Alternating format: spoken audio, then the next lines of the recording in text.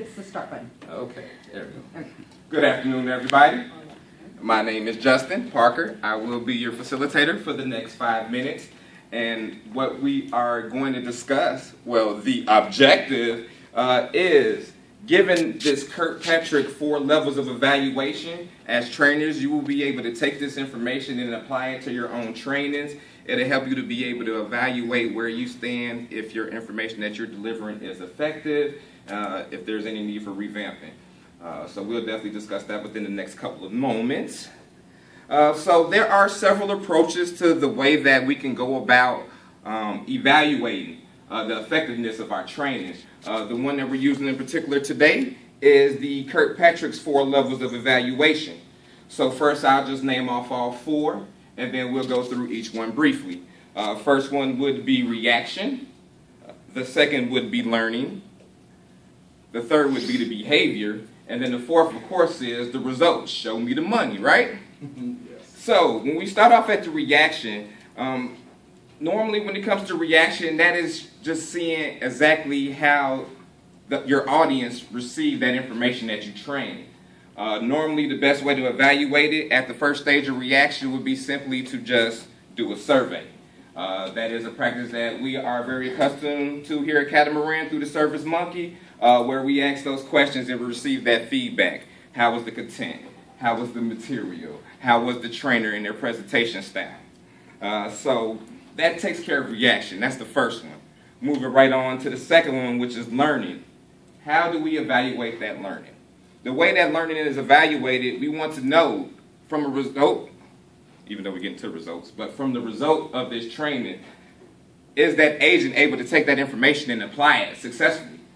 So when we do that, normally when it comes to learning, the way to be able to evaluate if they understood the information or not is through assessments, quizzes, knowledge checks, paddle time, activities, anything that we can do to spice it up to make sure that they're retaining that information. So that would take care of number 2, learning. Moving right along to number 3, and that would be behavior. I have a son, his behavior, don't get me started. Relative Co-Factory, they get all my little loose coins, so I can get a new belt because the last one was worn out, behavior. So the difference between my son in the classroom is that I cannot whoop our agents, okay? So when it gets to the behavior, just to take a different spin on it, this isn't necessarily measurable in one day. We can't just, after one day of sending them out on the floor, be like, yes, they got it, they understood. So through the behavior, the way that that would be tracked is maybe by pulling the calls, doing a side-by-side, seeing if they're actually applying this information. With the behaviors, Sam will be touching on something tomorrow in regards to the 30, 60, 90 days for new hire, where we will be able to continue to check the behavior to see if they're applying these soft skills and this information that they learned correctly, to see if there's anything that we need to do as a trainer to get everything up to par. So y'all follow me? Yes. That's 3. Reaction, learning, behavior. The fourth and final one would be results. That's the measuring stick. The results. How do we identify that this is work, that this is impactful, that it doesn't need to change? Because we're always pushing the envelope for what's next or what's the best approach or the best method. So with the results, the way to be able to evaluate that would be things like what I'll talk about tomorrow with the assist line call logs, escalations, quality monitors, things like that. The number, the data tells the story. Men lie, women lie, numbers don't. But what is the story that it's going to tell?